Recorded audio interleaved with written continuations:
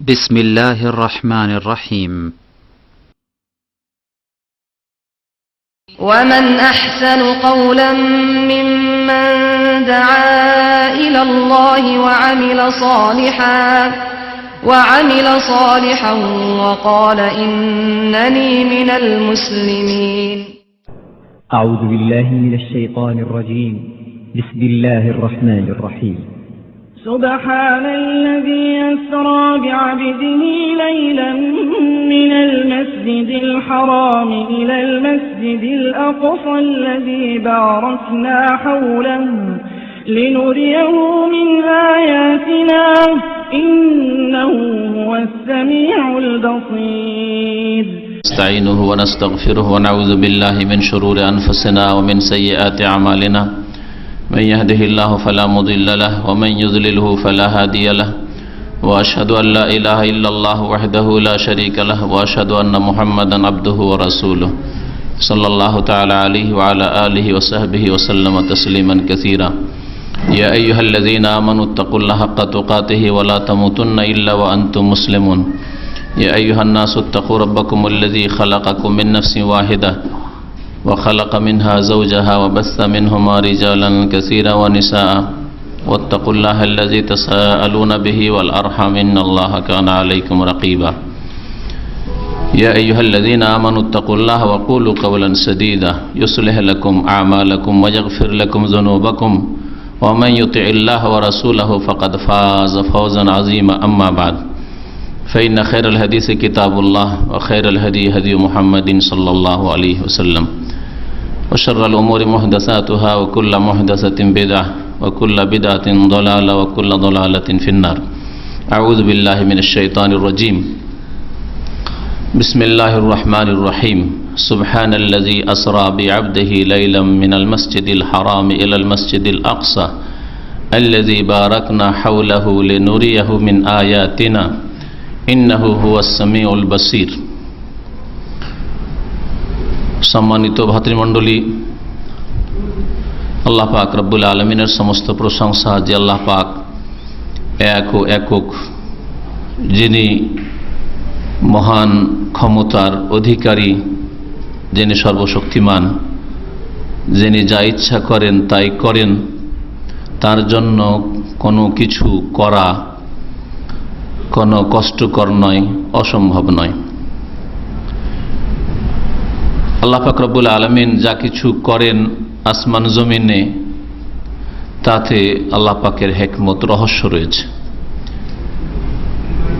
সালাত এবং সালাম নাজির নবী মুহাম্মদ রাসূলুল্লাহ সাল্লাল্লাহু আলাইহি ওয়াসাল্লামের উপর, যাকে আল্লাহ পাক রব্বুল আলামিন তার মহান কুদরতের দ্বারা 7 আসমান পর্যন্ত সফর করিয়েছেন মেরাজের সফরে। আজকে এই মেরাজ সম্পর্কে সংক্ষেপে আলোচনা পেশ করব, কারণ আমাদের আজকাল গ্রীষ্মকালে এসা পরে সময় খুব কম। এই মেরাজের ঘটনা থেকে শিক্ষণীয় দিকগুলি পেশ করার চেষ্টা করব। আল্লাহ পাক যেন আমাদেরকে কোরআন এবং হাদিস দ্বারা উপকৃত করেন এবং যে কোনো ঘটনা থেকে যাতে করে আমরা কিছু শিখতে পারি। আমরা কখনো কোনো কিস্সা কাহিনী শুধু বয়ান করি না মানুষকে মজাবার জন্য, কারণ কোরআনে কারীমে রাসূলুল্লাহ সাল্লাল্লাহু আলাইহি ওয়াসাল্লাম হাদিসে এইভাবে কোনো ঘটনাবলী বর্ণনা করা হয়নি। মজা লাগে কিস্সা কাহিনী, সেই জন্য বয়ান করে দেওয়া হলে এই উদ্দেশ্যে কোরআন হাদিসে কোনো ঘটনা আল্লাহ পাক বয়ান করেননি। বরং আল্লাহ পাক বলেছেন যে ঘটনাতে লাকাদ কানা ফি কাসাসিহিম ইবরাতুন লিউলিল আলবাব, তাদের ঘটনাবলিতে, তাদের কাহিনীগুলিতে ইবরা, শিক্ষণীয় বিষয় রয়েছে, জ্ঞানের দিক রয়েছে। কিন্তু কোন শ্রেণীর মানুষের জন্য? লিউলিল আলবাব, জ্ঞানীদের জন্য, বুদ্ধিমানদের জন্য, যারা নিজের বিবেক বুদ্ধিকে কাজে লাগায়। এই জন্য মেরাজের ঘটনা কোরআনে কারীমের আলোকে, রাসূলুল্লাহ সাল্লাল্লাহু আলাইহি ওয়াসাল্লামের হাদিসের আলোকে সংক্ষেপে বলি। কোরআনে কারীমের সূরা বনী ইসরাইল, যার অপর নাম সূরাতুল ইসরা। সূরাতুল ইসরা মানে 900 ভ্রমণ, রাতের ভ্রমণ, রাতের সফরকে ইসরা বলা হয়। এর থেকে এই সূরার নাম হচ্ছে সূরাতুল ইসরা। আর বনি ইসরাইলদের ঘটনা বর্ণনা করা হয়েছে, সেই জন্য এই সূরার নাম হচ্ছে বনি ইসরাইল, তাদের কথা উল্লেখ করা হয়েছে। আল্লাহ পাক রব্বুল আলামিন এই সূরার প্রথম আয়াতে ইরশাদ করছেন, সুবহানাল্লাযী আসরা বিআবদিহি লাইলাম মিনাল মাসজিদিল হারাম ইলাল মাসজিদিল আকসা। পাক পবিত্র সেই সত্তা, তাসবিহ পবিত্রতা ঘোষণা করি। আল্লাহ পাক বলছেন, হে বান্দা, হে মানুষ, হে মুহাম্মদ সাল্লাল্লাহু আলাইহি সাল্লাম এবং তার উম্মতের লোকেরা, মানব জাতি, তোমরা পবিত্রতা ঘোষণা করো। সুবহানাল্লাযী আসরা বিআবদি, সেই সত্তার, সেই জাতে পাকের। আসরা বিআবদিহি, যিনি রাতারাতি তার বান্দাকে, অর্থাৎ মুহাম্মদ সাল্লাল্লাহু আলাইহি সাল্লাম, তার শ্রেষ্ঠ বান্দা। আল্লাহ পাক নবী মুহাম্মদ সাল্লাল্লাহু আলাইহি সাল্লামকে এখানে বান্দা বলেছেন। এখান থেকে শিক্ষণীয় বিষয় হচ্ছে যে মুহাম্মদুর রাসূলুল্লাহ সাল্লাল্লাহু আলাইহি ওয়াসাল্লাম আল্লাহ পাকের বান্দা, গোলাম, দাস। আর দাস গোলাম কখনো মনিবের মালিকের অংশীদার হয় না, যতই বড় সে দাস হয়ে যাক না কেন। মুহাম্মদ রাসূলুল্লাহ সাল্লাল্লাহু আলাইহি সাল্লামের মধ্যে আল্লাহ পাকের গুণের কোনো গুণ ছিল না। আল্লাহ পাকের নূর থেকে তিনি সৃষ্টি নন, তিনি গায়েব জানতেন না, তিনি হাজির নাজির নন। আল্লাহ পাকের নিকটবর্তী করেছিলেন মুহাম্মদ রাসূলুল্লাহ সাল্লাল্লাহু আলাইহি সাল্লামকে, এই বিষয়টা উল্লেখ করা হয়েছে। আর একদল তাফসীরকার বলছেন না, এটা অন্য বিষয়, মানে এটা নবী সাল্লাল্লাহু আলাইহি সাল্লামের জিবরাইল আলাইহিস সালামের অত্যন্ত নিকটবর্তী হওয়ার কথা বলা হয়েছে, আর সাত আকাশের সফরের কথা এতে উদ্দেশ্য করা হয়নি, আল্লাহু আলাম। তবে অধিকাংশ তাফসীরকারদের মতে এই সূরা নাজমের আয়াতগুলি আকাশের সফর নবী করিম সাল্লাল্লাহু আলাইহি সাল্লামের, অর্থাৎ মেরাজ, এই সম্পর্কে নাযিল হয়েছে। ইসরা আর মেরাজ, আমাদের দেশের মানুষরা, অনারব যারা বাংলা ভাষী, উর্দু ভাষী, ওরা ইসরা মেরাজের পার্থক্য বোঝে না। কিন্তু আরবি ভাষা ইসরা মানে নৈশ ভ্রমণ, রাতের সফর। আর তার কথা আল্লাহ পাক উল্লেখ করেছেন মক্কাতুল মুকাররমা থেকে ফিলিস্তিন পর্যন্ত, বাইতুল মুকাদ্দাস পর্যন্ত। আর মেরাজ, আরাজে আরোজ মানে সিঁড়ি চড়া, যেন মেরাজ সিঁড়িকে বলা হয়, সিঁড়িকে, লিফটকে, এগুলিকে বলতে পারেন মেরাজ। তো আকাশ পথে যে নবী করিম সাল্লাল্লাহু আলাইহি সাল্লাম গিয়েছিলেন আল্লাহ পাকের হুকুমে, এটা হচ্ছে মেরাজ। উর্দু গগনে যে নবী সাল্লাল্লাহু আলাইহি সাল্লাম সফর গিয়েছিলেন। তাহলে ইসরা এই জমিনি ভ্রমণ, আর আকাশের ভ্রমণ হচ্ছে মেরাজ।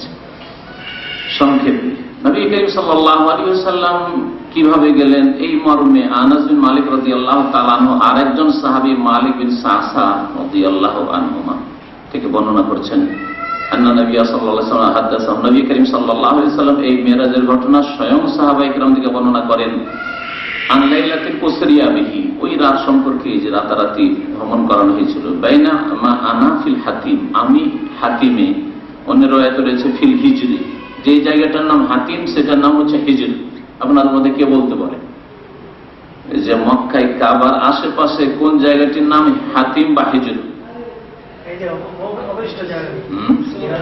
যে জায়গাটা কাবার সাথে মানুষ সমান উঁচা করে ঘেরা আছে, ওটা কাবারই একটা অংশ।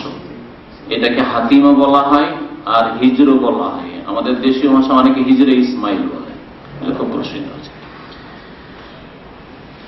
কুরাইশরা যখন পুনর্নির্মাণ করেছিল, নবী করিম সাল্লাল্লাহু আলাইহি ওয়াসাল্লামের বয়স তখন 35 বছর, তখন তাদের পয়সা কমে গেছিল। কাবা ঘর তৈরি করতে গিয়ে হালাল পয়সা জোড়াতে পারেনি। মুশরিক পত্তলিক হইল, হারাম পয়সা 1 পয়সা লাগাবি না তোরা আল্লাহর ঘর তৈরি করতে। হালাল পয়সা যার কাছে আছে চাঁদা দে, চাঁদা দিয়ে দেখা গেল যে কাবা ঘর তৈরি করার মতো পয়সা হচ্ছে না। তখন তারা বললো যে কাজ করা যায়, কিছুটা জায়গা ছেড়ে দেওয়া যায়। ইব্রাহিম আলাইহিস সালামের বুনিয়াদের বেশ কিছুটা জায়গা ছেড়ে দেওয়া হতো। এই জায়গাটুকু ইব্রাহিম আলাইহিস সালাম যেই কাবা ঘর নির্মাণ করেছিলেন তারই এক অংশ। আর এই দিকটাই যে কাবার দেয়াল রয়েছে, সেটা ইব্রাহিম আলাইহিস সালামের বুনিয়াদ নয়, বরং হাতিম সহ বা হিজর সহ যে দেয়াল দিয়ে ঘেরা আছে, এখান পর্যন্ত কাবা ছিল ইব্রাহিম আলাইহিস সালামের নির্মাণে। কাবা ঘর বড় ছিল, জি, এই দিকটাই। নবী করিম সাল্লাল্লাহু আলাইহি ওয়াসাল্লাম শুয়েছিলেন। কোন কোন রিওয়ায়াতে রয়েছে বাইনা আনা ফি বাইতি উম্মে হানি, আমি উম্মে হানি চাচাতো বোন আলী রাদিয়াল্লাহু তাআলা, উম্মে হানি বিনতে আবি আবু তালেবের মেয়ে, চাচাতো বোনের বাড়িতে মানুষ অনেক সময় রাত কাটায়। হানির বাড়িতে আমি ছিলাম। তো প্রথম দিকে উম্মে হানির বাড়িতে ছিলেন, আর তারপরে তাকে নিয়ে আসা হলো এই বাইতুল্লাহ এখানে হিজরে বা হাতিমে, আর হাতিম থেকে তখন বাইতুল মুকাদ্দাসের সফর করানো হইল। এই হচ্ছে সমন্বয় দুই রকমের হাদিসের। ঈদ আতানি আতিম, একজন আসলো আগন্তুক, আর আসার পরে আমাকে উঠালো, উঠিয়ে নেওয়ার পরে ফাশাক্কা মা বাইনা হাদিহি ইলা হাদিহি, তারপরে আমার সিনা চাক করলো বা সিনা চিরে দিল, এটা আমাদের দেশের ভাষা ব্যবহার করে, মানে বক্ষ বিদীর্ণ করা হইল। তারপরে ফাস্তাখরাজা কলবি, আমার হৃদয়কে, নবী করিম সাল্লাল্লাহু আলাইহি ওয়াসাল্লামের হার্ট, এই হৃদয়কে বের করা হইল। নবী করিম সাল্লাল্লাহু আলাইহি ওয়াসাল্লামের অপারেশন হয়েছে এমন এক যুগে, যে যুগে অপারেশন কেউ অস্ত্রোপচার জানতই, তাই না? এখান থেকে শিক্ষণীয় বিষয়, যারা এগুলিকে দুনিয়ার দৃষ্টিকোণ থেকে দেখেছে, মেডিকেলের দৃষ্টিকোণ থেকে দেখেছে, এইভাবে করা যেতে পারে। মানুষ তখন এই পথে দৌড় দিয়েছে, চেষ্টা করেছে, আর তারপরে এই অপারেশন সিস্টেম চালু হয়েছে। একটা মেরাজের ঘটনা থেকে শিক্ষণীয় বিষয়, চিন্তার জগতে আল্লাহ পাক রব্বুল আলামিন মানুষকে যতটা শক্তি দিয়েছেন চিন্তা করতে বলেছেন এবং মেহনত করতে বলেছেন। মেহনত করেছে লোকেরা, সফল হয়েছে, অস্ত্রোপচার করে বড় বড় রোগকে সারানো হচ্ছে। সুম্মা উতিতু বিতাসতিমিন যাহাব, স্বর্ণের একটা পাত্র নিয়ে আসা হলো, মামলুআতিন ঈমানান, যেটা ঈমানে ভরপুর ছিল। ফাগুসিলা কালবি, তারপর আমার হৃদয়টাকে বের করে ধোয়া হইল। বুখারী শরীফের হাদিসে কি দিয়ে ধোয়া হয়েছে নেই, কিন্তু সহিহ মুসলিমে অন্যান্য হাদিসে রয়েছে বিমাই জমজম, জমজমের পানি দিয়ে নবী সাল্লাল্লাহু আলাইহি ওয়াসাল্লামের কলবটাকে, হৃদয়টাকে ধোয়া হইল। প্রত্যেকের কলবের হৃদয়ে ভালো যেমন দিক আছে, মন্দ দিক আছে, মন্দ দিক আছে। আপনার অন্তরে যেমন মানুষ হয়ে মানুষকে ভালোবাসার অনুপ্রেরণা আছে, মানুষ মানুষকে ভালোবাসে, তাই না? তেমন হিংসা ভরা আছে, শত্রুতা ভরা আছে, বিদ্বেষ ভরা আছে, রাগ ভরা আছে, আরো কত রকমের খারাপ দিকগুলি ভরা আছে। নবী করিম সাল্লাল্লাহু আলাইহি ওয়াসাল্লাম ওই খারাপ দিকগুলি থেকে একেবারে পরিষ্কার করার জন্য তার এই অপারেশন বা সিনা চাক বা বক্ষ বিদীর্ণ করা হয়েছে ফেরেশতাদের পক্ষ থেকে, মালায়েকা করেছে। প্রথমে এই কাজ করতে হলো কারা? মালায়েকা। নবী করিম সাল্লাল্লাহু আলাইহি ওয়াসাল্লাম বক্ষ বিদীর্ণ করেছে। জমজম পানি দিয়ে ধুয়ে দেওয়া হয়েছে। সুম্মা ওইদা, তারপরে হৃদয়টাকে আপন জায়গায় সেট করে দেওয়া হয়েছে। আজ কি মেডিকেল অনেক উন্নতি করার পর তারপরে দীর্ঘদিন ধরে হার্টে হাত দেওয়ার সাহসী করেনি ডাক্তাররা, ইদানিং হার্ট অপারেশন গুলি হচ্ছে, তাই না? নবী করিম সাল্লাল্লাহু আলাইহি ওয়াসাল্লামের 1400 বছর আগে এটা হয়েছে। তারপরে একটি যানবাহন নিয়ে আসা হইল, সুম্মা উতিত বিদাব্বা, একটা জন্তু নিয়ে আসা হলো, তার মানে জন্তু নিয়ে আসা হইল, সওয়ারি বাহন, যেটা ছিল বলছে দুনাল বাগলি ওয়া ফাওকাল হিমারি, গাধার চাইতে একটু বড় আর খচ্চর চাইতে একটু নিচে, ছোট। খচ্চর বুঝেন? খচ্চর বুঝেন কেমন হয়? ঘোড়ার সমান হয়, ঘোড়ার চাইতে ছোট হয়। ঘোড়া আর গাধা মিলনে একটা প্রজন্ম তৈরি হয়, হ্যাঁ, সেটার নাম হচ্ছে খচ্চর। খিচড়ি তৈরি হয়, যেন ওর নাম খচ্চর। উর্দু, হিন্দি, বাংলা ভাষায় খিচড়ি তৈরি হয়, মানে দুই রকম ডাল আর ভাত চাউল মিলালে খিচড়ি তৈরি হয়। আজকাল মুসলিমদের মধ্যে, বিশেষ করে ভারত উপমহাদেশে একটা খিচড়ি দল তৈরি হচ্ছে, আর ইউরোপ দেশে সেটা হচ্ছে হিন্দু মেয়ে মুসলিমরা বিয়ে করছে, হ্যাঁ, ইহুদি খ্রিস্টান মেয়ে মুসলিমরা বিয়ে করেছে। আর এর বিপরীতটা হচ্ছে আহলে কিতাব যে ইহুদি নাসারা হয়, তো ওইখানে একটা রাস্তা আছে যদি সতী সাথী হয়, কিন্তু বিপরীতটা হচ্ছে মুসলিম মেয়ে কলেজ ইউনিভার্সিটি পড়তে গিয়ে হিন্দুর সাথে বেরিয়ে চলে যাচ্ছে, খ্রিস্টান ইহুদির সাথে বেরিয়ে চলে যাচ্ছে। তারপরে দুই দিকের সম্পর্কে কি হচ্ছে? এক খচ্চর পয়দা হচ্ছে, মানুষ খচ্চর আজকাল পয়দা হচ্ছে। তাদের কোনো দিন ধর্ম নেই, তাদের দিন ধর্ম হচ্ছে পেট আর যৌন।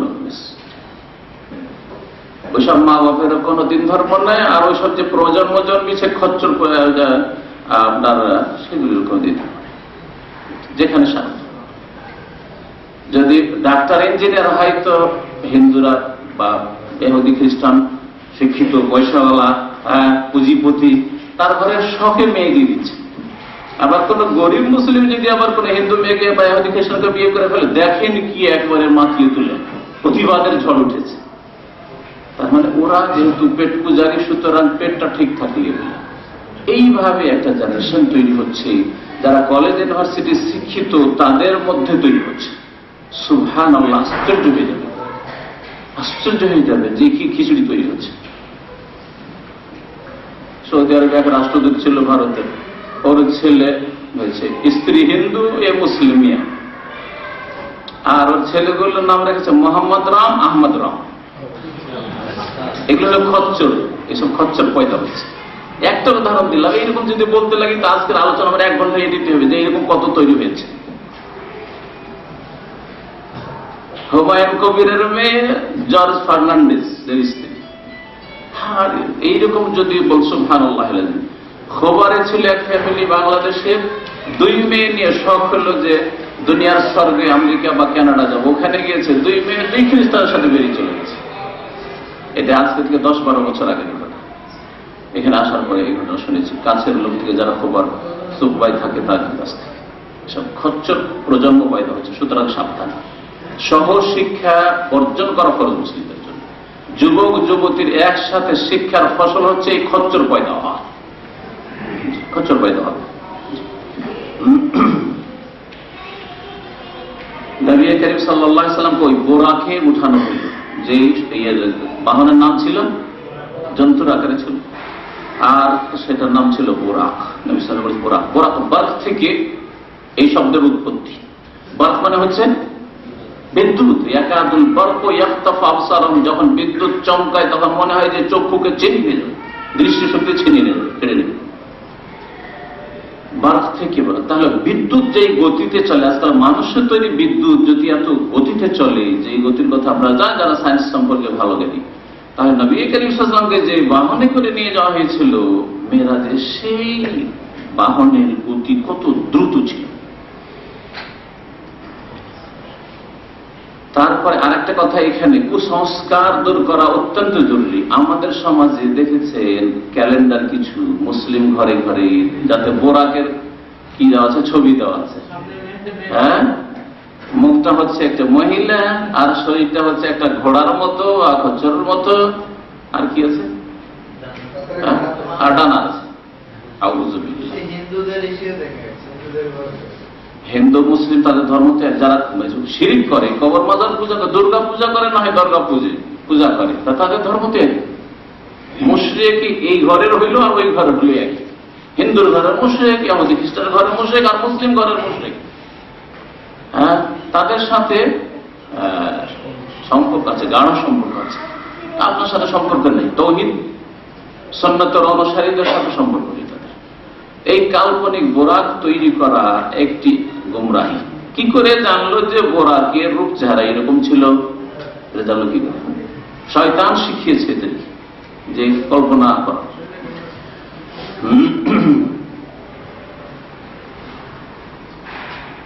তারপর এই বোরাক সম্পর্কে আনাস বলছেন, ইয়াদাউ খাতওয়াহু ইনদা আকসা তারাফিহি, একটা ধাপ রাখে এত দূরে, একটা ধাপ শুরু, একটা কদম, যতদূর মানুষের দৃষ্টিশক্তি যেতে পারে।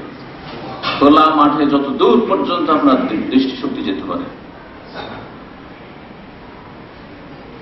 ফাহমিলতু আলাইহি, তাতে আমাকে উঠানো হলো। ফান্তালাকা বিজিবরিল, জিবরাইল আলাইহিস সালাম আমাকে নিয়ে চললো। হাত্তা আতাস সামাআদ দুনিয়া, এই হাদিস সহিহ বুখারীর হাদিসে। আর বাইতুল মুকাদ্দাসের কথা উল্লেখ করা হয়নি। বাইতুল মুকাদ্দাসে গেলে নবী করিম সাল্লাল্লাহু আলাইহি ওয়াসাল্লাম, সেখানে বোরাক বাঁধা হলো, আর একটি রিওয়ায়াত রয়েছে, মুসলিমে আছে। তারপরে নবী সাল্লাল্লাহু আলাইহি ওয়াসাল্লাম বাইতুল মুকাদ্দাসের মসজিদে গেলেন, সেখানে সমস্ত আম্বিয়া রাসূলগণকে একত্রিত করা হলো। আম্বিয়া রাসূলগণের ইমামত করলেন কে? মুহাম্মদ রাসূলুল্লাহ সাল্লাল্লাহু আলাইহি ওয়াসাল্লাম। আল্লাহ পাক নবী রাসূলগণকে একত্রিত, কেমন করে রূহের জগৎ থেকে নবীরা ইন্তেকাল করেছেন একমাত্র ঈসা আলাইহিস সালাম ছাড়া। ঈসা আলাইহিস সালাম চতুর্থ উঠিয়ে নেওয়া হয়েছে, সেখান থেকে তাকে আল্লাহ পাক নিয়ে আসলেন, তা বাকিরা ইন্তেকাল করেছেন। কেমন করে নিয়ে আসা হলো? এর মানে এই নয় যে দুনিয়ার এই চক্ষু দিয়ে, দুনিয়ার বিবেক বুদ্ধি দিয়ে এগুলি উপলব্ধি করতে পারবে। ওয়ালাকিল্লাহ তাশউরুন, এগুলি তোমরা উপলব্ধি করতে পারবে না। আর বলবেন যে যেহেতু তাদেরকে নিয়ে এসে নামাজ পড়ানো হয়েছে নবী সাল্লাল্লাহু আলাইহি ওয়াসাল্লামের সাথে, সুতরাং নবীরা জীবিত। এটা প্রত্যেকে বলা হবে। আত্মার জগৎ থেকে আল্লাহ পাক রব্বুল যিনি আল্লাহ পাক রব্বুল না থেকে আপনাকে আমাকে নিয়ে এসে এত সুন্দর মানুষ বানাইতে পারেন, সেই আল্লাহ পাক রব্বুল নবীদেরকে ওই আলামুল আরওয়াহ রূহের জগৎ থেকে নিয়ে এসে তাদের ইমামত মুহাম্মদ সাল্লাল্লাহু আলাইহি ওয়াসাল্লামকে দিয়ে করাতে পারেন না? ইন্নাল্লাহা আলা কুল্লি শাইইন কাদির। নবী সাল্লাল্লাহু আলাইহি ওয়াসাল্লাম ইমামতি করলেন, তারপরে প্রথম আকাশে গেলেন। ফাস্তাফতাহা, খুলতে বললেন। ফাকিলা মান হাযা, জিজ্ঞাসা করা হলো কে? ফেরেশতারা জিজ্ঞেস করছেন। কালা জিবরিল, মানে আনা জিবরিল, আমি জিবরিল বলছি। জিবরিল জিবরাইল দুটোই না, কোন কোন জায়গায় জিবরিল বলা হয়েছে, জিবরাইল বলা হয়েছে। ওমান মাক, জিজ্ঞাসা করা হলো আপনার সাথে কি আছে? কালা মুহাম্মদ, আমার সাথে মুহাম্মদ সাল্লাল্লাহু আলাইহি ওয়াসাল্লাম বলেছেন। কিলা কাদ উরসিলা ইলাইহি, তাকে কি ডেকে পাঠানো হয়েছে? ডেকে পাঠানো হয়েছে, আল্লাহর পক্ষ থেকে অনুমতি আছে? কালার নাম, হ্যাঁ। কেউ কেউ বলেছে উরসিলা ইলাইহি মানে তাকে রাসূল করে দেওয়া হয়েছে। তার মানে ফেরেশতারাও যে আকাশের ওই ডিউটি দায়িত্ব আছেন, তারা খবর রাখে না যে নবী সাল্লাল্লাহু আলাইহি ওয়াসাল্লাম শেষ নবী চলে এসেছেন আর 40 বছর বয়সে তার নবুয়ত হয়ে গেছে, তারাও গায়েব জানেন না, ফেরেশতারাও গায়েব জানেন। উরসিলা ইলাইহি মানে জয়লা রাসূলান, তাকে রাসূল বানিয়ে দেওয়া হয়েছে, এটার অর্থ হইতে পারে। কালা নাম, হ্যাঁ, তাকে রাসূল করা হয়েছে আর তাকে ডেকে পাঠানো হয়েছে। তখন তাকে অভিনন্দন জানালেন, স্বাগতম বলেন। মারহাবান বিহি ফানিমাল মাজিউজাত, কত না উৎকৃষ্ট ব্যক্তি, উত্তম ব্যক্তি আগমন করেছেন, আগমন কত না সুন্দর, অভিনন্দন জানালেন। ফাফাতা, তারপর খুলে দিল। ফালাম্মা খালাসতু ইযা ইয়াহইয়া ওয়া ঈসা, না প্রথম আসমানে আদম আলাইহিস সালামকে পেলেন রাসূলুল্লাহ সাল্লাল্লাহু আলাইহি ওয়াসাল্লাম। ফালাম্মা খালাস ফাইদা ফি আদম, তো প্রথম আকাশে আদম আলাইহিস সালাম। জিবরাইল আলাইহিস সালাম বললেন হাযা আবুকা আদম, এই হচ্ছে আপনার পিতা আদম। তা আদম আলাইহিস সালাম নবী সাল্লাল্লাহু আলাইহি ওয়াসাল্লামের পিতা আর আমাদের সকলের পিতা। আবুল বাশার, মানব জাতির পিতা কে? আদম আলাইহিস সালাম। ফাসাল্লাম আলাইহিস সালাম করলেন নবী সাল্লাল্লাহু আলাইহি ওয়াসাল্লাম। ফাসাল্লাম আলাইহি ফারাদ্দাস সালাম, সালামের জবাব দিলেন। সুম্মা ক্বালা মারহাবান বিল ইবনিস সালিহ ওয়ান নবিয়্যিস সালিহ, অভিনন্দন জানালেন আর সম্বোধন করলেন সন্তান বলে, কারণ আদম আলাইহিস সালামের সন্তান সকলে, মুহাম্মদ সাল্লাল্লাহু আলাইহি ওয়াসাল্লামের সন্তান। ইবন বললেন নেক ছেলে, সৎ ছেলে এবং সৎ নবী। সুম্মা সাইদা বি আলা সামা ইসানি, তারপরে দ্বিতীয় আকাশে নিয়ে যাওয়া হলো।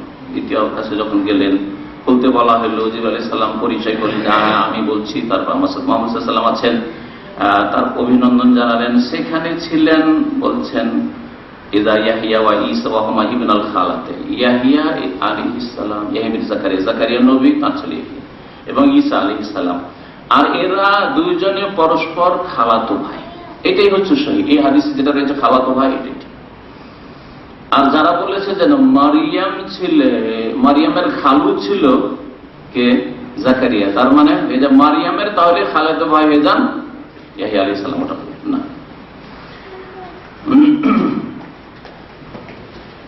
তারপরে সালাম বললেন, সালামের জবাব পেলেন, অভিনন্দন হইল। তারপরে তৃতীয় আসমানে নিয়ে যাওয়া হইল। সুম্মা সাইদা বিল সামাই, ফাস্তাফতা, খুলতে বলা হইল, খোলা হইল। এক কথা আমি সংক্ষেপ করেছি, কারণ এর থেকে পিছনের শিক্ষণীয় আরো দিক রয়েছে, আর আমাদের আজকের সময় খুব অল্প। তৃতীয় আসমানে যাওয়ার পরে সেখানে যখন পৌঁছলেন, দেখলেন যে সেখানে রয়েছেন ইউসুফ আলাইহিস সালাম। খালাসতু ইযা ইউসুফ আলাইহিস সালাম, ইউসুফ আলাইহিস সালাম। আল-হাযা ইউসুফ, এ হচ্ছে ইউসুফ আলাইহিস সালাম। ফাসাল্লাম আলাইহি, সালাম করলেন।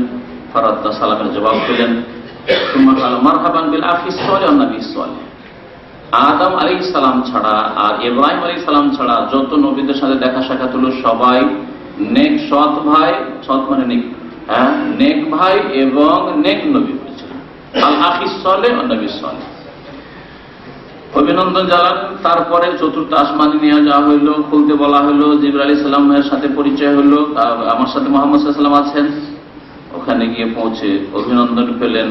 বলেন ফালাম্মা খালাসতু ইলা ইদ্রিস আলাইহিস সালামের সাথে চতুর্থ আসমানে সাক্ষাৎ হলো। আল হাযা ইদ্রিস, এ হচ্ছে ইদ্রিস আলাইহিস সালাম। সালাম করলেন নবী করিম সাল্লাল্লাহু আলাইহি ওয়াসাল্লাম, সালামের জবাব হলো। সুম্মা ক্বালা মারহাবান বিল আখিস সালাম, সুম্মা সাইদা বি হাত্তা আতা সামাল খামিসা, পঞ্চম আকাশে পৌঁছলেন। পঞ্চম আকাশে গিয়ে খুলতে বলা হলো, আবার খোলা হইল। ওইভাবে একই রকম ভাবে অভিনন্দন জানানো হইলো। ওখানে যখন পৌঁছলেন বলছেন ফালাম্মা খালাসতু, পঞ্চম আকাশে যখন পৌঁছলেন ফাইদা হারুন, হারুন আলাইহিস সালাম, মুসা আলাইহিস সালামের বড় ভাই। আল্লাহ হাদারুন ফাসাল্লিম আলাইহি, সালাম করো। সালাম করলে ফাসাল্লামতু আলাইহি ফারাদ্দা, সালামের জবাব দিলেন। তাহলে এর দ্বারা আর একটি শিক্ষণীয় বিষয় যে আম্বিয়া রাসূলগণের সাথে যে সাক্ষাৎ হচ্ছে রাস্তায়, তারা ওখানে অবস্থান করে আছেন, তাই না? তাদের চাইতে নবী মুহাম্মদ সাল্লাল্লাহু আলাইহি ওয়াসাল্লাম শ্রেষ্ঠ কিনা?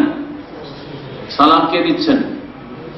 সৈয়দুল মুরসালিন খাতামুন নবীয়িন, যাকে মেহমান করে, আকাশের মেহমান যিনি, আল্লাহ পাক রব্বুল আলামিন মেহমান যাকে নিয়ে যাওয়া হয়েছে, তিনি সালাম দিচ্ছেন। শ্রেষ্ঠ ব্যক্তি তাহলে অন্যান্য নবীদেরকে যারা আপন আপন আকাশের জায়গায় অবস্থান করেছেন তাদেরকে সালাম বলছেন। এর দ্বারা বোঝা যায় আপনি যত বড় আল্লামা আর শাইখুল হাদিস আর পীর আর কত কি হয়ে যান, হ্যাঁ, যতই কিছু হয়ে যান, ডাক্তার হয়ে যান, ইঞ্জিনিয়ার হয়ে যান, মন্ত্রী মিনিস্টার হয়ে যান, আর স্কুলের শিক্ষক হন আর প্রফেসর হন, আপনি যখন ঢুকবেন তখন যারা ওখানে অবস্থান করে আছে তাদেরকে সালাম দেবেন। এটাই তারা হক রাখে আর আপনার এটা দায়িত্ব।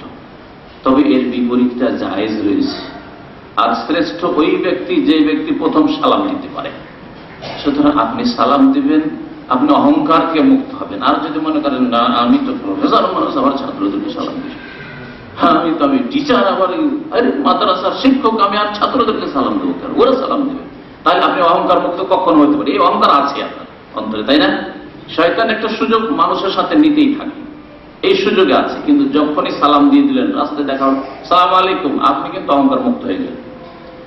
বাদিউস সালাম বারিউন মিনাল কিবর, এই মর্মে একটা হাদিস রয়েছে, যদিও দুর্বল বলা হয়েছে। যে ব্যক্তি সালাম শুরু করে দেয়, আগে সালাম দেয়, সে অহংকার মুক্ত, তার অন্তর অহংকার মুক্ত। নবী করিম সাল্লাল্লাহু আলাইহি ওয়াসাল্লাম পঞ্চম আকাশে পেলেন হারুন আলাইহিস সালামকে, সেখানে অভিনন্দন জানানো হলো। তারপরে হাত্তা আতাস সামা সাদিসা, ষষ্ঠ আকাশে নিয়ে যাওয়া হলো, ফাস্তাতা খুলতে বলা হলো, খোলা হলো। সেখানে যখন পৌঁছলেন ফালাম্মা খালাসতু, বলছেন ফাইদা মুসা, মুসা আলাইহিস সালাম। কাল হাযা মুসা, এই হচ্ছে মুসা আলাইহিস সালাম। ফাসাল্লিম আলাইহি, আপনি সালাম করুন। নবী করিম সাল্লাল্লাহু আলাইহি ওয়াসাল্লাম বলছেন ফাসাল্লামতু আলাইহি, আমি সালাম করলাম। ফারাদ্দা, সালামের জবাব দিলেন। সুম্মা কাল মারহাবান বিল আখিস সালেহ ওয়ান নবী সালেহ, সমস্ত নবীরা মুসা আর সকলে ভাই বলছেন নবী সাল্লাল্লাহু আলাইহি ওয়াসাল্লাম। কারণ ইন্নামাল মুমিনুনা ইখওয়া, মুমিনরা পরস্পর ভাই, যেখানকারই হোক না কেন মুমিনরা পরস্পর ভাই। এ হচ্ছে আমাদের আত্মীয়তা সম্পর্ক, সবচেয়ে মজবুত সম্পর্ক। এই সম্পর্ক টুটে না, নষ্ট হয় না যতক্ষণ পর্যন্ত ঈমান আপনার বহাল আছে। হ্যাঁ, ঈমান নষ্ট আপনি করেন তো আপনি নিজে আপনার ভ্রাতৃত্ব নষ্ট করেন। ফালাম্মা তাজাওয়াজতু, নবী সাল্লাল্লাহু আলাইহি ওয়াসাল্লাম বলছেন আমি যখন সেখান থেকে অতিক্রম করে আগে বেড়ে গেলাম, বাকা, তখন মুসা আলাইহিস সালাম কান্না শুরু করে দিলেন। কিলা লাহু, তখন তাকে ফেরেশতা জিজ্ঞেস করলেন, মাই কি, আরে আপনি কান্না কেন করেন? কি, আমি এই জন্য কেঁদে ফেললাম, লিআন্না গোলামান বহিসা বাদি, আমার পরে একজন বালককে রাসূল করে পাঠানো হয়েছে। নবী করিম সাল্লাল্লাহু আলাইহি সাল্লামকে মুসা আলাইহিস সালাম বালক বললেন, এটা কি মানহানি হইল নাকি? হ্যাঁ, আরে আমাকে যদি আমার বাপ অথবা দাদা বললেন যে হ্যাঁ তুই পোলা, তো অসুবিধা আছে, এই ছেলে তো অসুবিধা আছে, যদি আমার 50 বছর বয়স, অসুবিধা কি, ওনার 80 বছর বয়স, ঠিক না? তো মুসা আলাইহিস সালাম যেহেতু আগের নবী, সুতরাং ওই দিককে লক্ষ্য করে তিনি বলেছেন যে তিনি আমার তুলনায় কি গোলাম, বালক। যুগের দিক থেকে এখানে মানহানি কখনো উদ্দেশ্য নয়, তিনি তা করেননি। আমি এজন্য কেঁদে ফেললাম আক্ষেপ করে যে আমার উম্মতের লোকেরা হতভাগা, এই জন্য নয় যে আমার মধ্যে হিংসা এসেছে। জি, বিষয়টাকে এইভাবে বুঝতে হবে। আর যারা বুঝবে তার হিংসা হয়ে গেল, ব্যাপারটা কি ছিল? বলছে ইয়াদখুলুল জান্নাতা মিন উম্মতি আকসার মিম্মা ইয়াদখুলুহা মিন উম্মতি, আমার উম্মতের যত সংখ্যক লোক জান্নাতে যাবে তার চেয়ে অনেক বেশি সংখ্যায় এই মুহাম্মদ সাল্লাল্লাহু আলাইহি সাল্লাম যে আমার পরে নবী এসেছে তার উম্মতের লোক জান্নাতে যাবে। এই কথা আমার মনে পড়ায় ওকে যেতে দেখে কান্না শুরু করে দিলাম। অনেক সময় ছেলের বাবা আর ছেলে ভালো ছেলে হয়নি, বাটমার হয়ে গেছে। ওই ওর নিজের ছেলের ক্লাসমেট সঙ্গীকে দেখছে সে ডাক্তার হয়েছে, ইঞ্জিনিয়ার হয়েছে, বা ভালো আলেমে দিন হয়েছে, মাশাআল্লাহ দিনের বড় খাদেম হয়েছে, দেখার পরে চোখে পানি চলে এসেছে, হয় না? হয় না? হতে পারে। কেন? হিংসায় আক্ষেপে যাই রে, একই সাথে পড়ার জন্য পাঠালাম তোকেও এই ছেলের সাথে, তুইও গিয়েছিলি, তুই এখন চোর চাষি বাটমার ক্লিনার হয়ে আছিস, আর দেখ তো তোর এটা ক্লাসমেট, সে কত বড় আলেম হয়েছে, কত বড় ডাক্তার হয়েছে, কত বড় ইঞ্জিনিয়ার হয়েছে, ঠিক না?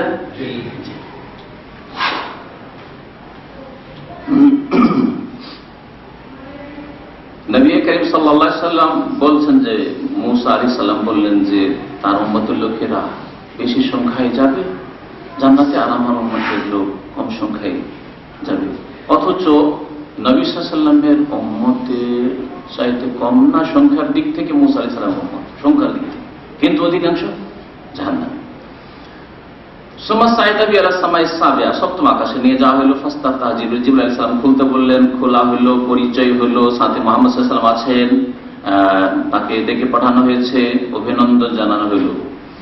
ফালাম্মা খালাসতু, সেখানে পৌঁছিলাম, ফাইজা ইব্রাহিম, অভিনন্দন হইল প্রথম ফেরেশতা যিনি পাহারাদার হয়ে আছেন, হারিস সিকিউরিটি, তার পক্ষ থেকে পৌঁছিলাম ইব্রাহিম আলাইহিস সালামের সামনে। কালা হাযা আবুকা ফাসাল্লিম আলাইহি, এ হচ্ছে তোমার পিতা। কার পিতা? আবু কাবুল, এটা তোমার বাবা। মুহাম্মদ সাল্লাল্লাহু আলাইহি সাল্লামের রক্তের দিক থেকে, বংশের দিক থেকে ইব্রাহিম আলাইহিস সালাম পিতা, আর আদম আলাইহিস সালাম পিতা। কিন্তু আমার সাথে, আপনার সাথে আদম আলাইহিস সালামের সম্পর্ক আছে, কারণ সমস্ত মানুষ আদম থেকে। ইব্রাহিম আলাইহিস সালামের বংশের আপনি কিনা আপনার বংশ পরিচয় না, ঠিক না? তাহলে ইব্রাহিম আলাইহিস সালাম জাতির পিতা, এই কথাটি আমার দেশের বক্তাদের মধ্যে খুব প্রসিদ্ধ, এর কোনো দলিল নেই। এই বিষয়ে গবেষক ওলামারা বলেছেন যে তিনি আওলাদ ইসমাইল আর আওলাদ ইসহাকের পিতা। ইসহাক গোত্রে যত মানুষ পৃথিবীতে ছড়িয়েছে, আর ইসমাইল আলাইহিস সালামের গোত্রে যত মানুষ পৃথিবীতে ছড়িয়েছে, তাদের পিতা হচ্ছেন ইব্রাহিম আলাইহিস সালাম। আমরা ইসমাইল বংশেরও নাই, কুরাইশও নাই হয়তো, আর আমরা ইসহাক আলাইহিস সালাম বা ইয়াকুবের বংশের বনি ইসরাইলও নই। সুতরাং আমাদের পিতা, জাতির পিতা ইব্রাহিম, এই কথাটি ভুল। যেমন জাতির পিতা কোন নেতাকে বলা, এটা ভুল।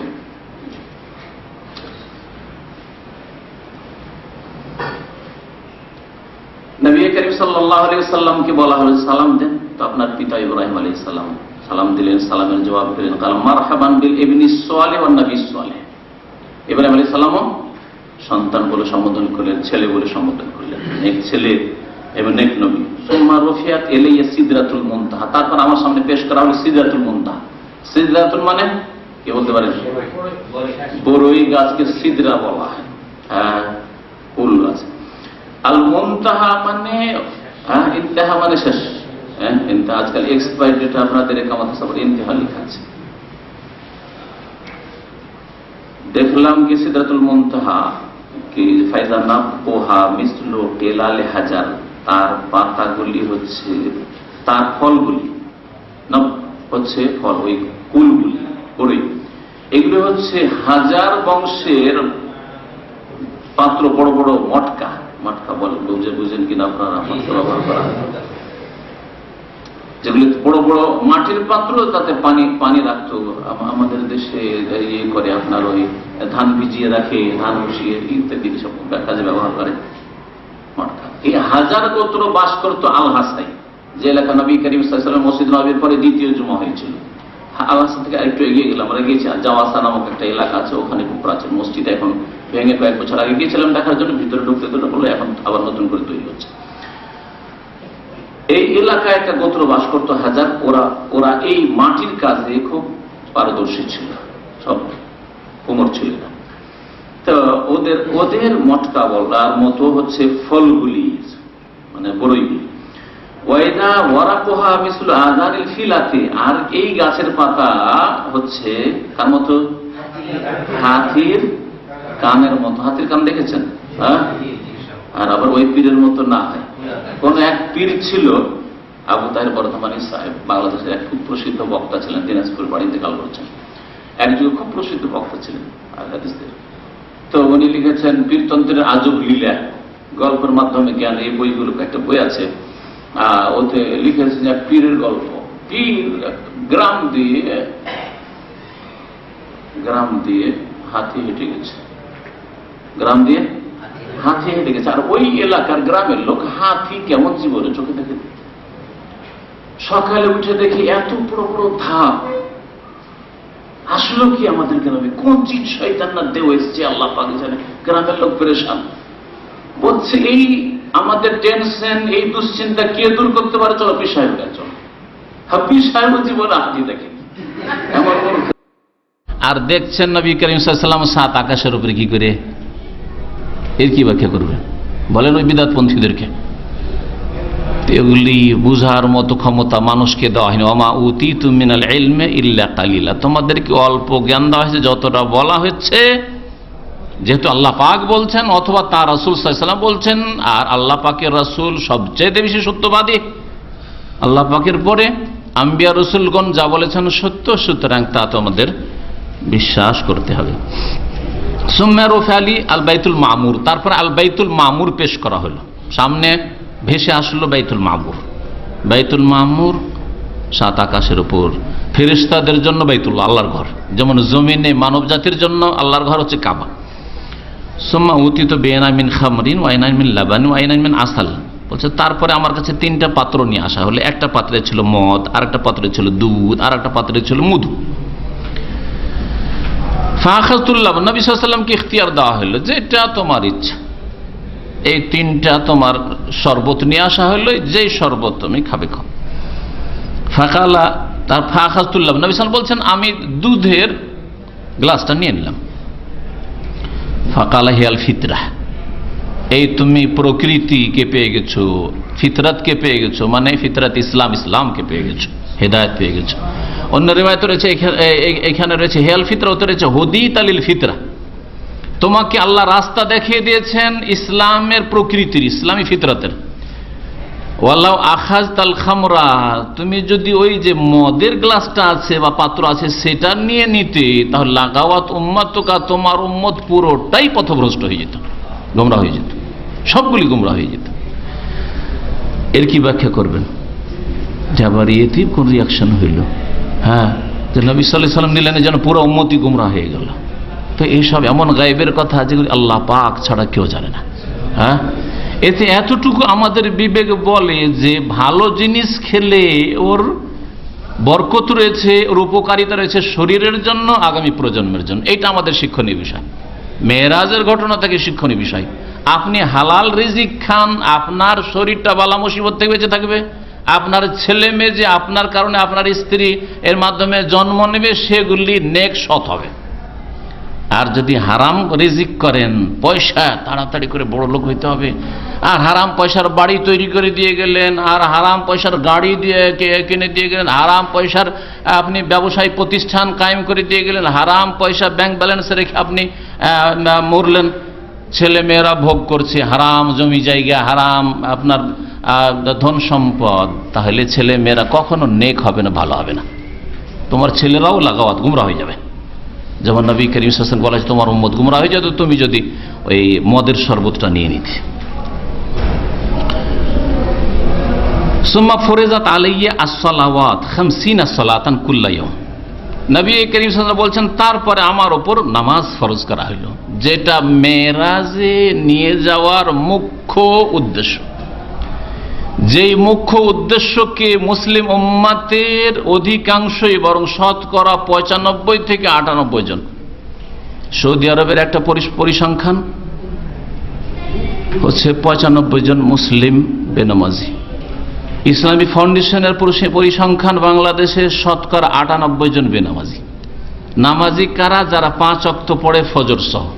তাহলে ফজর পড়া লোক 100 জন, মুসলিমে 2 জন, খুব বেশি হইলে 5 জন, ব্যাস।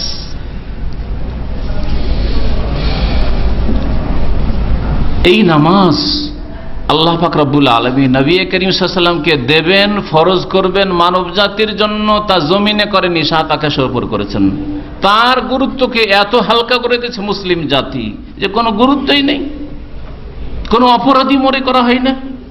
কেউ যদি জুয়া খেলে, সমাজ আমাদের সে অপরাধী, আজকালও সমাজ বিরোধী কাজ, জুয়া খেলছে, তাস খেলছে, মদ খাচ্ছে অমুকের ছেলে, নামাজ পড়েন না, কোনো অপরাধে নাই। মেয়ে হাজির বিবাহের জন্য, বোন হাজির বেনামাজির জন্য, আউযুবিল্লাহ, কি মুসলিমদের অবস্থা। কুল্লা ইয়াউমিন, প্রতিদিন 50 ওয়াক্ত ফরজ করা হলো, 50 সালাতান।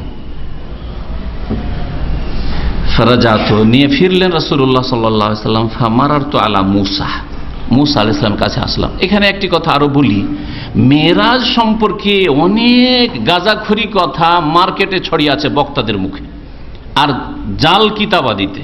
তার মধ্যে একটি কথা ছড়িয়ে আছে যে আত্তাহিয়াত আল্লাহ পাকের তোহফা, হ্যাঁ, গিফট নবী সাল্লাল্লাহু আলাইহি ওয়াসাল্লামকে মেরাজে দেওয়া হয়েছে। এর কোনো দলিল নাই। এই সম্পর্কে অনেক পড়াশোনা করলাম, কারণ আমাকে আমার এক ওস্তাদ, দেওবন্দ ফারুক ওস্তাদ, নাসাই পড়ে থেকে বলেছিলেন যে আত্তাহিয়াতটা হচ্ছে আল্লাহ পাকের তোহফা, উপঢৌকন নবী সাল্লাল্লাহু আলাইহি ওয়াসাল্লামকে দিয়েছেন মেরাজের রাতে।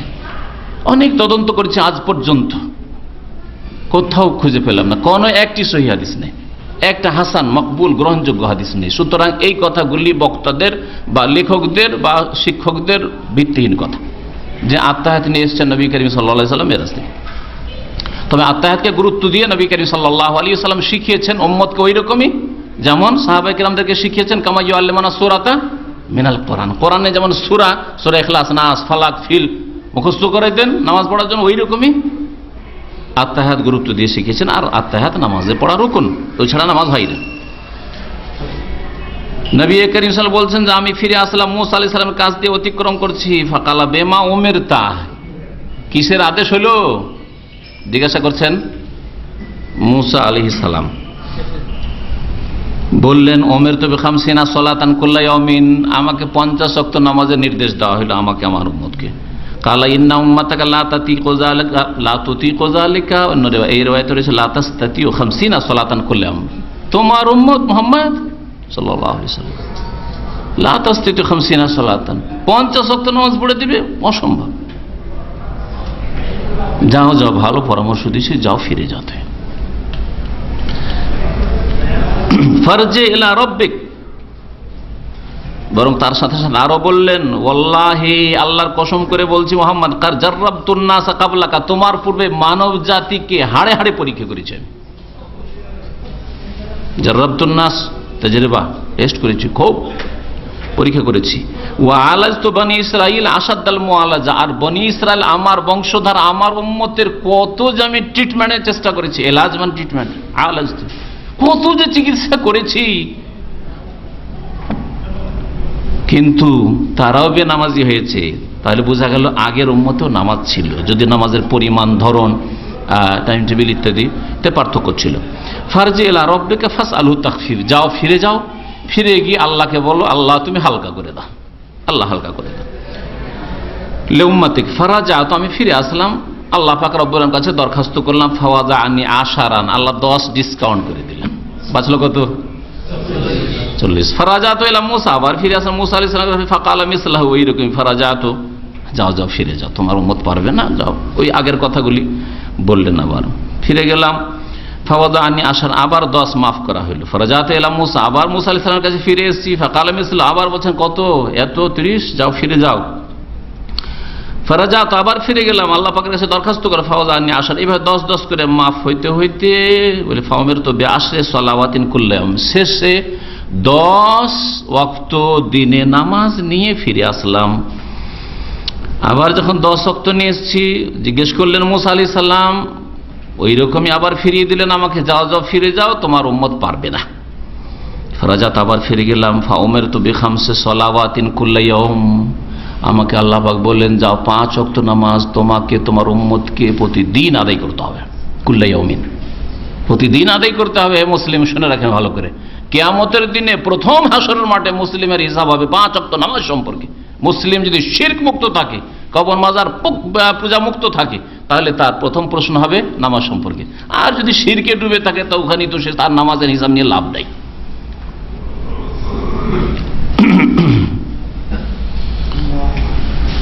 ফারাজাতু ইলা মুসা, মুসা আলাইহিস সালামের কাছে ফিরে আসলাম, মানে রাস্তা দিয়ে যাচ্ছেন ফিরে।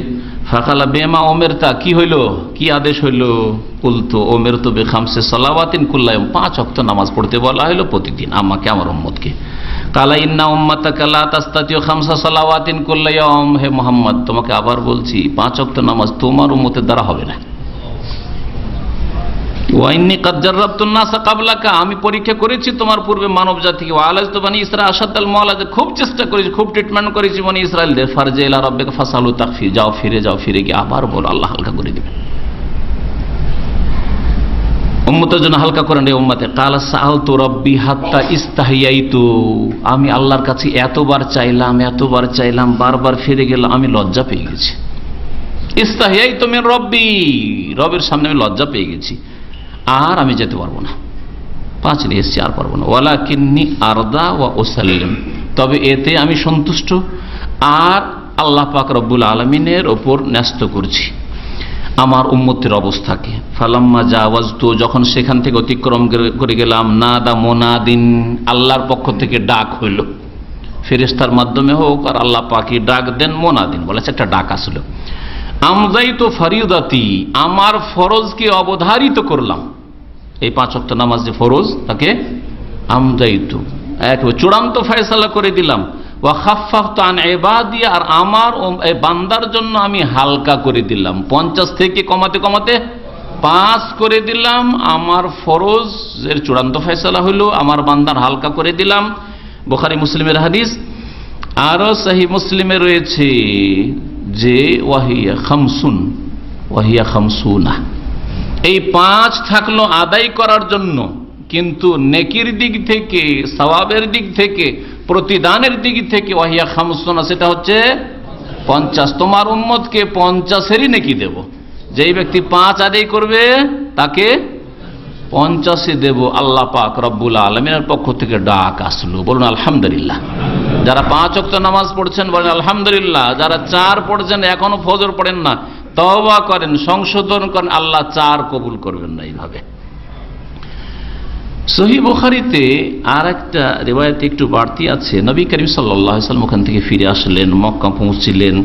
জাবের বিন আব্দুল্লাহ রাদিয়াল্লাহু তাআলা বর্ণনা করছেন যে রাসূলুল্লাহ সাল্লাল্লাহু আলাইহি ওয়াসাল্লাম কাযাবাতনি কুরাইশ, মক্কা ফিরে আসলাম আর বললাম যে রাতের আমি ভ্রমণে গিয়েছিলাম, বাইতুল মুকাদ্দাস দেখলাম, সেখান থেকে গেলাম 7 আকাশের উপর। এসব কথা বিশ্বাস করে আরো মুশরিকেরা, মক্কার মুশরিক শত্রুরা বিশ্বাস করে। অনেক নতুন নতুন মুসলমান পরীক্ষায় পড়ে গেল দ্বিধাদ্বন্দ্বে। হ্যাঁ, মুনাফিক, অন্তর দুর্বল, না পাকা ঈমান হয়েছে নবীর উপর। হ্যাঁ, আল্লাহ নবী সাল্লাল্লাহু আলাইহি ওয়াসাল্লাম তো এর চাইতে বড় কথা বলছেন, আল্লাহ এক। হ্যাঁ, আমার কাছে ওহী আসছে, এগুলি মেরাজের চাইতে বড় কথা নয়, সেগুলি বিশ্বাস করছেন। আবু বকর সিদ্দিক এর কথাই বলেছিলেন। কুরাইশরা বলল যে মুহাম্মদ, তুমি যেসব কথা বলছো এসব তো অবাস্তব কথাবার্তা, হয়নি। তুমি কি কাল্পনিক কথাবার্তা বলছো? কল্পনা জগতে তুমি কি দৌড়াচ্ছ না পাগল হয়েছো? তাই যদি হয় তাহলে বলো বাইতুল মুকাদ্দাস। ওরা কিন্তু বাইতুল মুকাদ্দাস ব্যবসার জন্য ফিলিস্তিন খুব যেত, আরো মুশরিকরা কুরাইশরা বলছে ঠিক আছে, তুমি দেখে এসছো, ভালো কথা। তাহলে বাইতুল মুকাদ্দাসের মসজিদ আকসার কতটা দরজা আছে, কটা জানালা আছে, ডান দিকে কি আছে, বাম দিকে কি আছে, পশ্চিমে কি আছে, পূর্বে কি আছে, উত্তরে কি আছে, দক্ষিণে কি আছে। একজন জ্ঞানী মানুষ, ভদ্র মানুষ, আজকালকার একজন সাধারণ দুনিয়ার শিক্ষিত হইলেও এসব ফালতু কাজে সময় লাগায়। হ্যাঁ, আপনি 10 বছর চাকরি করছেন, তাও বলতে পারবেন যে আমার অফিসের পিছন দিকে কয়টা গাছ আছে, আর এই সামনের দিকে কয়টা আছে, এই দিকে কি আছে, ওই দিকে বলতে পারবেন। হ্যাঁ, দামাম থেকে খোবার যেতে কটা রাস্তা আছে, অনেকে বলতে পারবেন না, অথচ 10 বছর 15 বছর দেখছেন। হ্যাঁ, তাহলে যেসব জিনিসে ফায়দা নেই, যেসব তথ্য জেনে বা যেসব নলেজ রেখে কোনো ফায়দা নেই, মানুষ ইচ্ছা করে মুখস্থ করেন না, অনিচ্ছা করে তো মুখস্থ হয়ে গেছে। হ্যাঁ, এতটা রাস্তা হইতে পারে, সেটা আলাদা কথা। নবী করিম সাল্লাল্লাহু আলাইহি ওয়াসাল্লাম একবার গিয়েছেন, আবার ওইগুলো দেখবেন, কটা দরজা, কটা জানালা। এ তো ছোট বাচ্চাও করে না, অনেক সময় ছোট বাচ্চারা গনে, এতটা দরজা আছে, এতটা জানালা আছে। হ্যাঁ,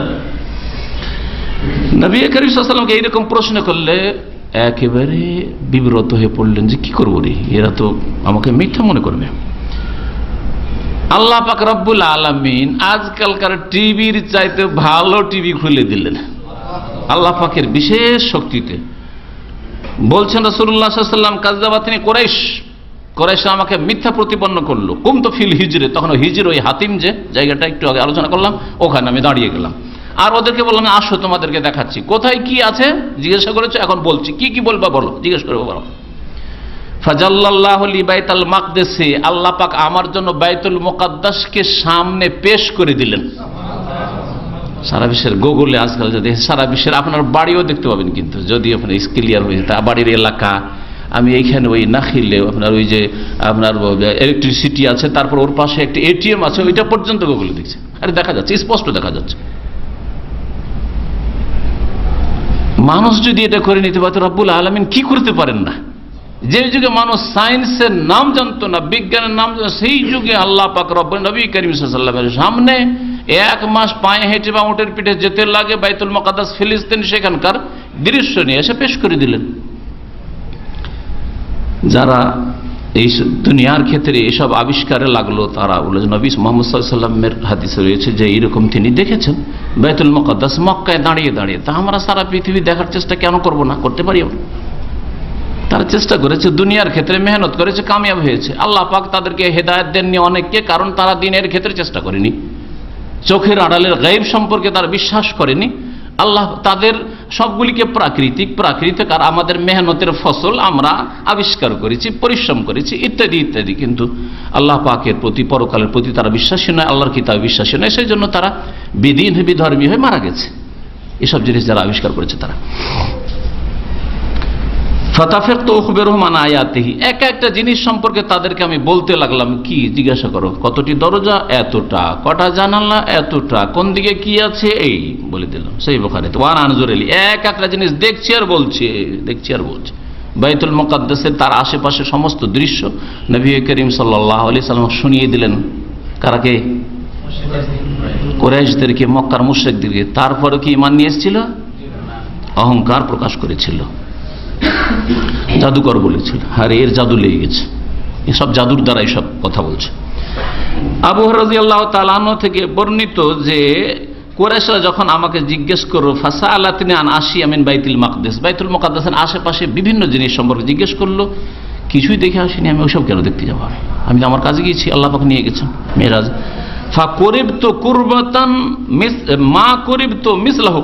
এমন আমি পেরেশান হয়ে গেলাম, বিচলিত হইলাম যে এইরকম পেরেশান জীবনে হইনি, যে আমি আসলাম মেরাজ থেকে আর এরা তো আমাকে একবারে মিথ্যাবাদী সাজিয়ে দিল, আর আমি এদের একটি কথার উত্তর দিতে পারলাম না। ফারাফাহুল্লাহু ইলি আনজুর ইলাইহি, আল্লাহ পাক আমার সামনে বাইতুল মুকাদ্দাস, ওই প্যালেস্টাইন ওই এলাকাকে উঠিয়ে নিয়ে এসে পেশ করে দিলেন। যে কোনো প্রশ্ন করছিল একটি করে আমি তাদের জবাব দিচ্ছিলাম। এই হাদিসটার শেষ অংশ রয়েছে যে আম্বিয়া রসুলগণকে একত্রিত করা হলো আর তাদের আমি ইমামত করলাম। এটা সহিহ মুসলিমের হাদিস। নবী করিম সাল্লাল্লাহু আলাইহি ওয়াসাল্লাম আম্বিয়া রসুলগণের বাইতুল মুকাদ্দাসে ইমামত করেছেন। এতে থেকে শিক্ষণীয় বিষয় হচ্ছে যে এর পূর্বে মানব জাতির নেতৃত্ব বনি ইসরাইলদের হাতে ছিল। তাদের অধিকাংশ নবীগুলি তাদের গোত্রে, তাদের বংশে এসেছে।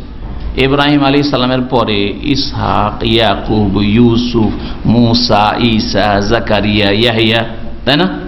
এরকম বহু আম্বিয়া রসুলগণ, অনেকের নাম পর্যন্ত আমরা জানি না, কারণ আল্লাহ পাক তা বয়ান করেননি। এসছে নেতৃত্ব বনি ইসরাইলদের হাতে ছিল। কোরআনে কিনে আল্লাহ বলেছেন বনি ইসরাইলকে ফাদ্দালনাহুম আলাল আলামিন, বিশ্ব জাহানের উপর তাদেরকে শ্রেষ্ঠত্ব দান করেছিলাম। কিন্তু তাদের শিরকের কারণে তাওহীদের জায়গায় খ্রিস্টানরা তৃতীয়বাদে, 3 খোদাই বিশ্বাসী হল, 3 এলাই বিশ্বাসী।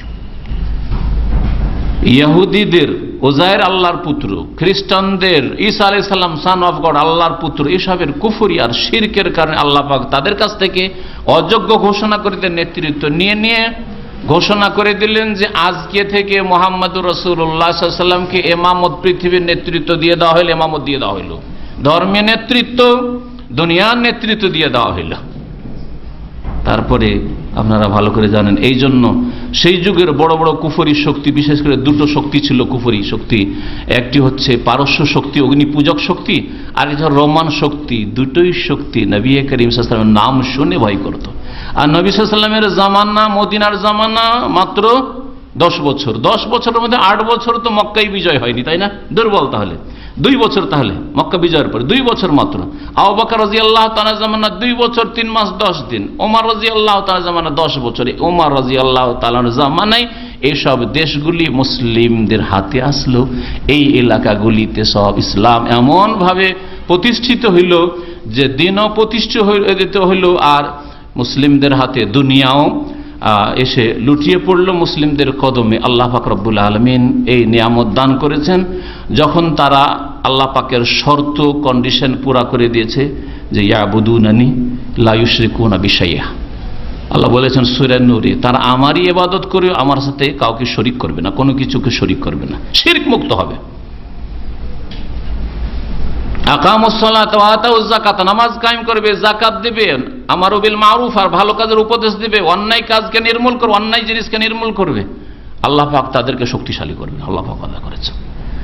এই গুণগুলি যদি মুসলিমদের মধ্যে আবার আসে, যেমন সাহাবাই কেরামদের মধ্যে এসেছিল, তাবেঈনদের মধ্যে এসেছিল, তাবেঈনদের মধ্যে এসেছিল, স্বর্ণযুগে ছিল, সেই দিনে ইসলামের দিকে যদি মুসলিম উম্মাত ফিরে আসে, আল্লাহ পাক রব্বুল আলামিন তার রহমত নিয়ে ফিরে আসবেন।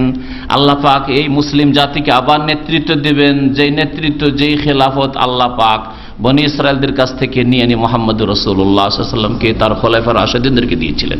আল্লাহ পাক রব্বুল মুসলিমদেরকে বুঝার এবং সংশোধন করার তৌফিক দান করেন। আল্লাহ পাক যেন তার দ্বীনের দিকে মুসলিম জাতিকে ফিরে আসার তৌফিক দান করেন।